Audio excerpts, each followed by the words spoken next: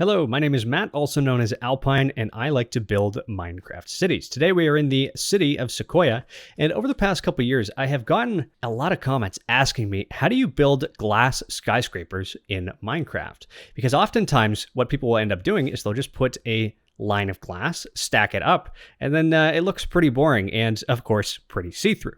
Now, the challenge with building glass skyscrapers is actually making them look good and not super see-through.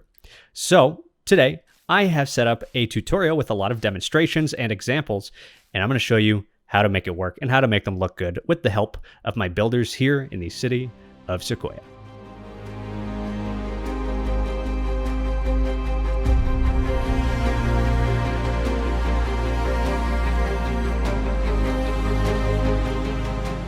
So let's start off with number one, talking about some of the terminology. Now, the most important terminology that I would like for you to learn is what is a curtain wall. This essentially means a non-structural exterior building wall, which is often glass. So a curtain wall would be something like this, like that, or like this one right over here. Now, of course, we all know that these glass skyscrapers did not exist a long time ago. For the longest time, exterior walls were load-bearing, which means it holds up the building. So I have a few examples. The first is the Beppis & Co. complex, which is this one right over here, built by Beppis. I have a lot of very talented builders in this city, and we're going to check out a lot of their buildings. So if we come up close here, we can see that you have a wall that indeed does bear loads. For another example, we can see this one, which was made by one of our new builders, Dean. And of course, since it's not made completely of glass and it's clearly an older building, which is also a phenomenal build, look how detailed that is. That's really incredible. You can see that these are also load-bearing exterior walls. Same idea here. This one was also built by Dean. Oh, that's cool. Whoa, I have not seen this before. Interesting. We'll save that for the Sequoia, a Minecraft City series, so stay tuned for that. But this has exterior load-bearing walls. So those ones would not be considered a curtain wall.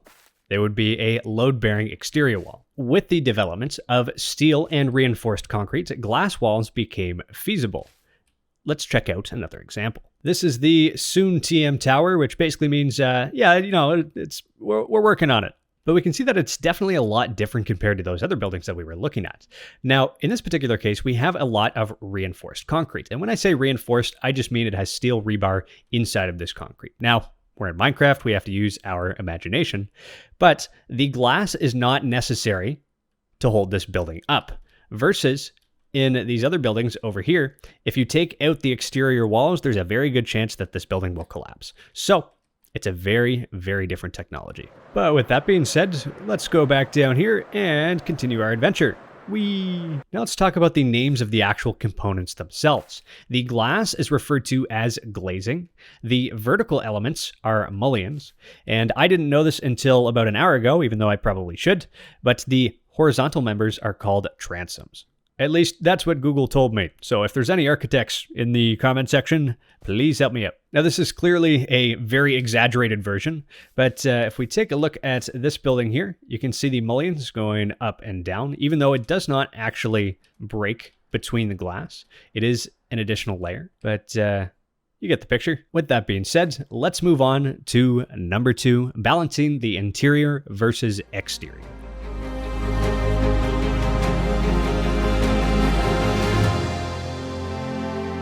So when I talk about balancing the interior versus exterior, I mean, what is the experience of being inside the tower looking out versus outside the tower looking in? I have 3 different examples here, and also I have set up different layers of glass to demonstrate. So example 2A, this is Central Park Tower by Beppis. And if you want to see Central Park Tower, it is this one right here. We can zoom in very far, but this is a little cutout of the glass of Central Park Tower. If we go around the side, we can actually see that between where you, the occupant, can go up here to the edge of this glass, it is 1.5 blocks. So you have a full block, and then you have glass panes. Now, if you did place these normally in survival, then they would connect, but there's a little bit of debug magic working here, and you get a little bit of a gap like that. Now, when you actually look at the tower itself using this method, Sorry, that's too zoomed in. But it looks a little something like this. So it looks really, really, really cool from the exterior. But let's actually fly up here and see what it looks like from the inside looking out, because I bet it's a little bit different than what I do. Actually, we're going to go all the way up to the penthouse here in Central Park Tower. It is very, very high, and we're building at a 1.5 to 1 scale, so everything is 50% larger. But some of you may recognize this penthouse from a lot of tour videos. So if we go in here, you can see the staircase, which is cool. Might recognize that. But hold on, where am I going? Let's go out this way. There you go. Here is some glass, but I actually want to look out this way. So this is the 1.5 blocks, and it looks a little something like this. So it's a little bit more muted compared to maybe just one glass pane. But if we hop down here, let's demonstrate. This is the existing configuration where you have one glass pane and then one solid glass block. So standing right here, you can see my buddy Bob right there pretty well. If we double it up, oh, he gets a little bit more hazy. And if we triple it up, yeah, well, I mean, it's still there, but, you know, a little bit harder to see. Obviously, you would never do this in an actual building. This is ridiculous, and you're not going to have glass that is 6 meters thick, but it's just to illustrate the point. And then, if we compare it to Pine Tower by me, which is this one right here, I have made it a lot more thin. So this one is just, well, 2 pixels wide compared to 1.5 blocks. I have my connected textures turned off because I updated the server version and I don't know how to fix it, so stay tuned for that. But this is very, very clear. So this is what I like to do. And if we come over here, it's just like normal. And it also depends if you want to use stained glass or regular glass like this. Now, a third example is the Paradox Tower by Mata Arch, which the cross section looks a little something like this. And if we want to see the actual tower, let's zoom in. Here it is. It is this one way back there. That is very zoomed in. I'm now using Voxy instead of Distant Horizon, so I can see super far. So if we go back here, we can see there is a slab right there, 2 carpets, and then he's actually added some chains inside here, which I think is quite interesting. And then up top for the ceiling, he has a slab. So you don't necessarily have to put these vertical elements, the mullions, on the outside. You can put them on the inside as well. So it's really up to you whether you want to have a building that is more pretty to look at from the outside, compared to if you want the residents of the building or the people inside the building to be able to look out and really get a nice view and walk right up to that glass. I guess technically in this one, you can walk up to the glass, but you do have to come up like this. All this to say, there isn't one answer, but you do have multiple options. And if we look at our buddy Bob over here, it looks a little something like this. So not as clear as this glass, but it's a nice blue tint. With that being said, let's move on to number 3, proportions of glass versus structure.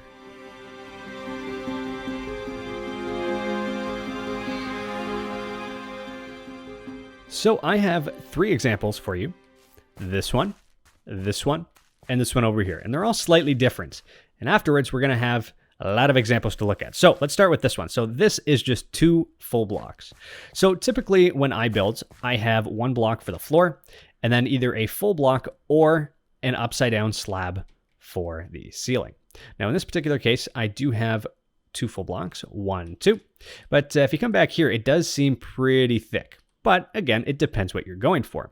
If we turn our attention to the left, you can see that my friend Cheesy, one of the Sequoia builders, he has decided to do this. In this particular case, the architectural style, and I think it's based off the TD Towers in Toronto, but I could be mistaken. It's definitely Mies van der Rohe.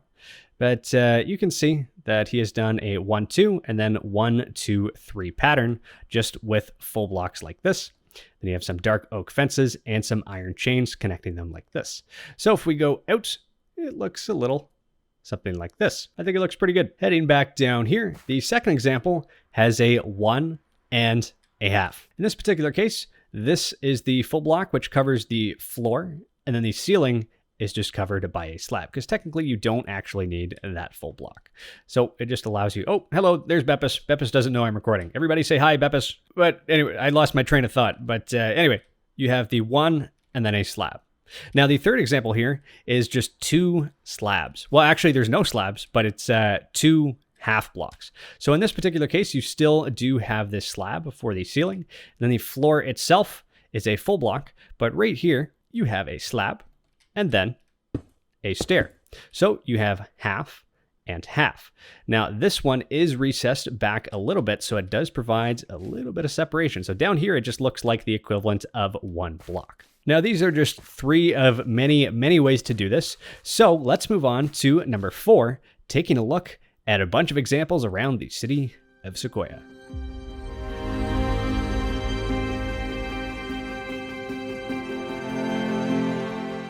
Let's go take a look at Pine Tower. This is built by me. This one's pretty straightforward. I have glass panes and then iron bars sticking out. You can see the spacing right here. And in between floors, I have white stained glass. Now in this particular build, I do only have 1 block between floors, but that's just me. Over here, this was built by Mata. So this one has light blue stained glass, and essentially he just covered it all the way up. And then actually in here, if we go through, you can see that he has cyan terracotta. Did a little something like this. So you do have a little bit of depth. And then on the outside, he has added those chains and some sideways here as well. Moving over this way, I think this was built by Jeff. I could be mistaken. I'm pretty sure it was built by Jeff, but you have cyan stained glass in between. There you go. That's that 1-2 cyan terracotta. And then these vertical mullions, you have light gray stained glass panes. And when you go back down here, I think it looks nice and clean. Here is a build by Beppis. This one has cyan stained glass and iron chains spaced 1 apart. Well, I guess 2 apart. And then down at the bottom, Beppis has added some tough slabs and connected it all the way down there. So looks a little something like this. And here's something cool as well. There's also some levers. And Beppis has done some interesting stuff here with some gray stained glass panes that stick out in all directions, which you do need either World Edit, the debug stick, or Axiom to do. Now, before we go check out those super talls, I would like to show you this one here as well. This one was built by Jeff. So light blue stained glass, those are full blocks. And then in between, this is kind of interesting. You have smooth stone slabs, but there's actually a gap between there, and you have diorite. So he's actually lined it with diorite all the way back here. So you have a double layer. Now, something that is also important to note, you do have these vertical columns that go up like this. So all the way up there and all the way down here. And you can see that he connects it through there, and it does continue downwards. Well, not directly underneath, but he does bring it out back to this glass wall. Now, there's probably 100 more buildings that I could show you over here, but as promised, let's go check out these super talls because they are very, very cool. But actually, along the way, I'll show you a couple more here. So, gray concretes, iron bars. Basically, just stack the iron bars all the way across, and then make sure that the iron bars line up with this and that right there. This one looks a little something like this. This was built by Beppis. This is actually using black stained glass. And then behind there, there's an additional layer, which is tinted glass, which is also very cool, which does reduce the amount of light considerably. And on the outside here, Beppis has used some cobbled deep slate wall. This one here, I think, was built by the King of Rome, by the way. The King of Rome also built this one over here. You can see there is some cyan stained glass and an additional layer of some tinted glass behind there. So 1, 2, and then the third layer is black stained glass panes, except these ones don't actually connect. These are just singular. Singular? I don't know. You guys know what I mean, right? It doesn't connect to anything. Now, if we go all the way over here, this one does not have windows just yet, but you can see some outlines. And over here, let's check out Central Park Tower. So once again, we can see cyan stained glass, iron chains, and then an additional layer behind there with this glass pane. And we have the Steinway Tower. This one has chains for the mullions on the outside. And this is kind of interesting. So check this out. This is gray stained glass panes. So this one sticks out a little bit. This one here is flat.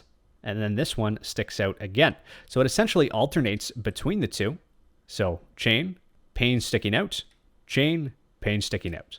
And then it just repeats. I would also highly recommend mixing some of these structural columns into your glass facade. It just makes it feel a lot more sturdy as well. So it'll give you a look like this. Now with those New York inspired ones out of the way, let's go all the way to this Vancouver area. We can see that we've made a lot of progress. Once again, I will post an episode of Sequoia, a Minecraft city.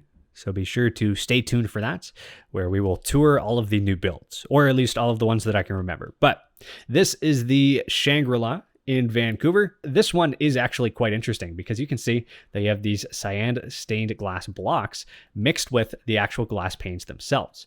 Now, looking at the actual building, it does actually look like this, which is pretty cool. But if we go into spectator mode, we can actually see that there's alternating iron bars and a full block between this glass and this.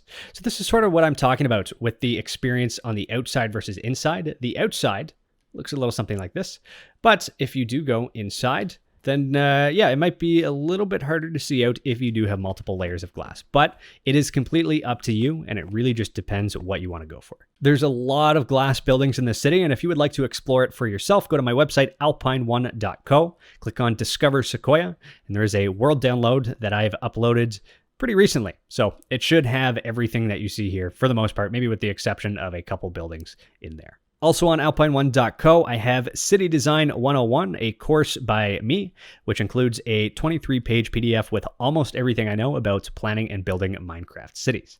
Now, there's going to be a lot more that I add to the course in the spring and summer once the leaves come out, but I'm going to be planning and filming around then, so stay tuned for that. It is a one-time payment. There is no subscription, so if you want it now, you will get access to all future updates, and, well, you should get it now, because the price will go up at some point. I don't know when, but it will. With that being said, thank you so much for watching. If you found this useful, if you don't mind clicking like just for the YouTube algorithm, helps me to pay rent and my editor.